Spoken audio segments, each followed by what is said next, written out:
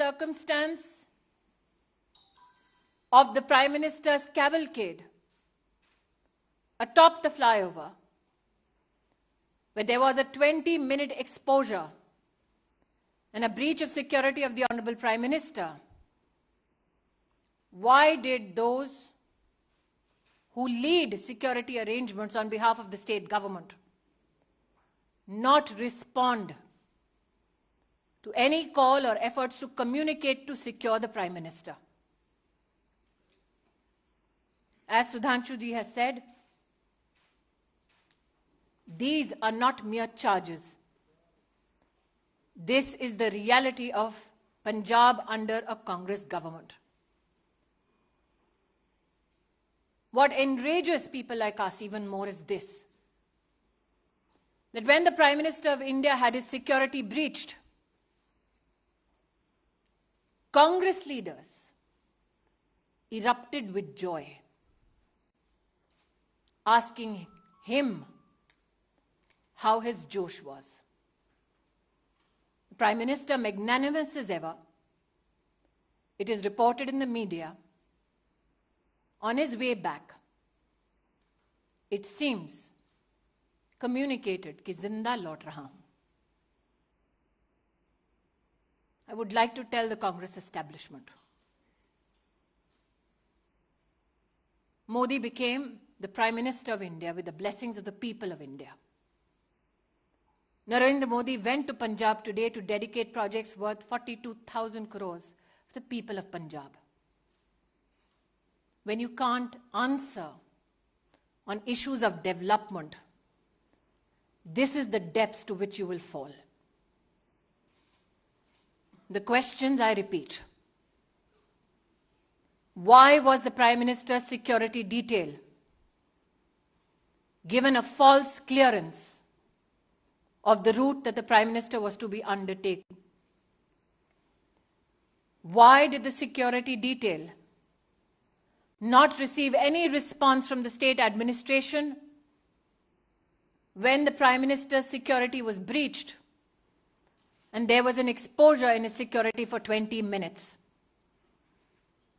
And why did the Congress leadership erupt with joy when the Prime Minister of your country and mine had his security breached? Planted political instrument today sought to bring harm to the office, the institution of the Prime Minister of India. We, as a political organization and citizens, would not reduce ourselves only and limit ourselves to expressing rage, to expressing anguish. We now demand answers. We as Karyakartas, me and Sudhanshu ji, believe that the MHA has asked for a report on this issue. And my hope is that those who tried to bring the Prime Minister to physical harm are met with justice. Bharat के इतिहास में आज पंजाब की पुण्य धरती पर कांग्रेस के खूनी इरादे नाकाम रहे. जो लोग कांग्रेस पार्टी में मोदी से घृणा करते हैं, वो आज देश के प्रधानमंत्री को, उनकी सिक्योरिटी को किस तरह से भंग किया जाए उसके लिए प्रयासरत थे. जो आक्रोश आप मुझ में और सुधांशु जी में देख रहे हैं, वो मात्र हमारे राजनीतिक संगठन तक सीमित नहीं है. हमने बार बार कहा, नफरत मोदी से कांग्रेस को है, हिसाब हिंदुस्तान से और हिंदुस्तान के प्रधानमंत्री से ना कीजिए. पंजाब सरकार को, कांग्रेस को आज जवाब देना होगा. प्रधानमंत्री किस रूट से एक स्थल पर पहुंचते हैं, उस पूरे रूट की सुरक्षा का प्रबंध और कोई भी गतिरोध नहीं है, ऐसा आश्वासन पंजाब पुलिस ने प्रधानमंत्री जी के सुरक्षा दस्ते को दिया। क्या जानबूझकर प्रधानमंत्री जी के सुरक्षा दस्ते को झूठ बोला गया? प्रश्न 2, प्रधानमंत्री जी के पूरे कैवलकेड को जब रोकने का प्रयास हुआ, 20 मिनट तक जब उनकी सुरक्षा भंग की गई, जिन लोगों ने प्रधानमंत्री की सुरक्षा को भंग किया, उन लोगों को प्रधानमंत्री की गाड़ी के पास तक, उस स्थल तक किसने और कैसे पहुंचाया? क्योंकि हिंदुस्तान में हर नागरिक जानता है कि प्रधानमंत्री की इस वक्त की मूवमेंट कहां, कब, कैसे हो रही है, यह साधारणतः जानकारी उपलब्ध नहीं होती। उस क्षण किसने उन लोगों को फ्लाईओवर पर भेजा, ठहराया, था कि इसका जवाब पंजाब की कांग्रेस सरकार को देना होगा। इस घटनाक्रम के दौरान कांग्रेस के युवा नेतृत्व ने जोश का, उत्सव का इजहार किया। किस बात का उत्सव है उनका? किस बात का जोश है?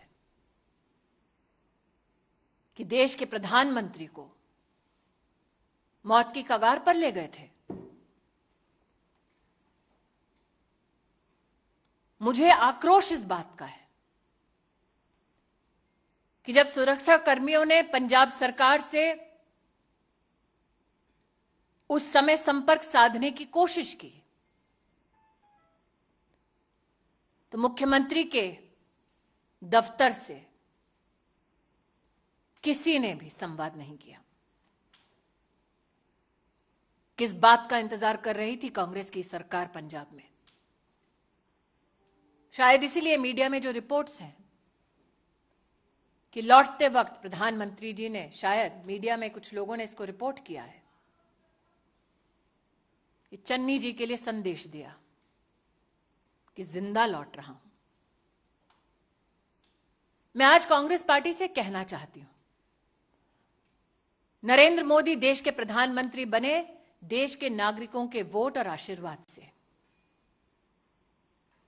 उन्हें ध्वस्त करना है तो इलेक्शन में करते हैं।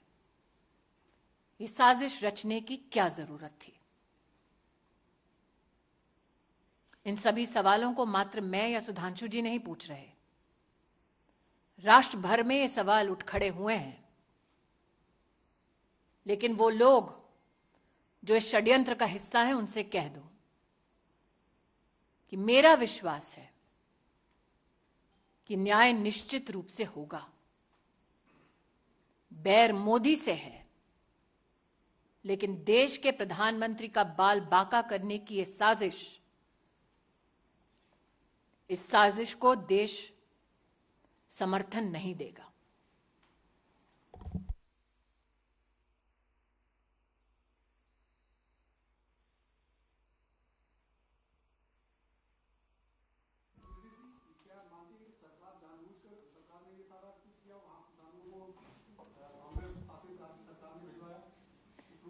नीरज जी, आप इतने वर्षों से पत्रकारिता कर रहे हैं, प्रधानमंत्री का दस्ता इस वक्त कहां है?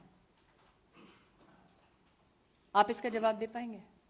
ये सिर्फ सुरक्षा कर्मी, सुरक्षा बल और पुलिस जानती है। उस क्षण उस फ्लाईओवर पर लोगों को किसने पहुंचाया?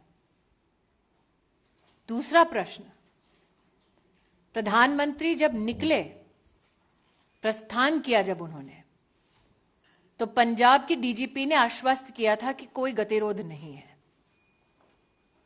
तो क्या वो झूठा आश्वासन था? जब 20 मिनट तक फ्लाईओवर पर प्रधानमंत्री की सुरक्षा भंग हुई, सुरक्षा दस्तावेज जब बार बार फोन कर रहा था, संवाद स्थापित करने की कोशिश कर रहा था, तो क्यों हाथ खड़े कर दिए पंजाब की सरकार ने। यह आकस्मिक नहीं हुआ, एक षड्यंत्र है, ऐसा व्यतीत होता है। एक टेक्निकल बात यह भी है कि आप लोगों ने जैसे Z+ सिक्योरिटी सुनी होगी, उसके ऊपर होती ASL एडवांस सिक्योरिटी लाइजनिंग, और उसके ऊपर होती है SPG, जिसमें सारे रूट को सैनिटाइज करना लोकल पुलिस की जिम्मेदारी होती है। तो अब उस हिसाब से आप स्वयं तय कर सकते हैं कि ये चूक है या षड्यंत्र, या आप तय करिए। ये माना जाए कि अगला जो रैली है प्रधानमंत्री उसको संबोधित नहीं कर पाएंगे सुरक्षा की खामियों के चलते, आने वाले दिनों में जो रैलियां होंगी। जी हिमांशु जी। स्मृति जी, मेरा सवाल ये है, एक तरफ कांग्रेस ये कह रही है कि अंतिम समय तक उनको रूट चेंज किया गया, ये नहीं बताया गया, दूसरी तरफ आप ये कह रही है साजिश है। किस तरीके से आप इसको साजिश बता रहे हैं? क्योंकि कांग्रेस कह रही है, आप मुझे ये कह रहे हैं कि कांग्रेस पार्टी ये कह रही है अपनी सरकार के माध्यम से कि उनको ये नहीं पता कि उनके प्रदेश में प्रधानमंत्री जी कहां हैं। क्या ये संभव है? जैसा कि सुधांशु जी ने आपको भी पूरी सिक्योरिटी डिटेल दी, सिक्योरिटी रन पूरे रूट पे करने का दायित्व पंजाब सरकार और पंजाब पुलिस के पास है। क्या आपके इस प्रश्न में इस बात का उत्तर छिपा हुआ है कि जानबूझकर सिक्योरिटी का पूरा प्रोटोकॉल फॉलो नहीं किया गया? एक बिंदु और भी है इसमें, जवाब पंजाब सरकार देगी या कांग्रेस पार्टी देगी प्रधानमंत्री जी के रूट पे। और चिंता मत करिए, प्रधानमंत्री जी का रास्ता कांग्रेस रोकती रही और देश की जनता मार्ग प्रशस्त करती रही। मुख्यमंत्री भी 6 बजे प्रेस कॉन्फ्रेंस करने वाले हैं पंजाब के। चलिए, जो फोन पर नहीं आए वो टीवी पे तो आएंगे।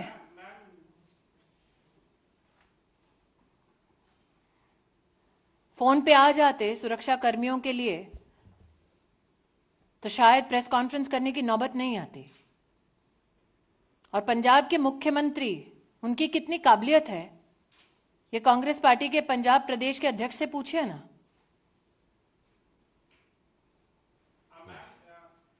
न्यूज़ 18 के साथ एक्सक्लूसिव बातचीत में चन्नी में जो मुख्यमंत्री, उनका कहना है उन्हें मालूम नहीं था कि वो सड़क मार्ग से जाएंगे। किसको मालूम नहीं था? उनको मालूम नहीं था। गृह मंत्रालय की जिम्मेदारी, और मुख्यमंत्री कौन है पंजाब का? उनको मालूम नहीं था कि पंजाब पुलिस ने किस प्रकार का आश्वासन दिया है, क्या सिक्योरिटी प्रोटोकॉल है? उनको मालूम नहीं था कि उनको और उनके ऑफिस को संपर्क करने का प्रयास कर रही थी सिक्योरिटी डिटेल? उनको मालूम नहीं था। लेकिन उन लोगों को मालूम था जिनको प्लांट किया गया फ्लाईओवर के ऊपर। मुख्यमंत्री को मालूम नहीं।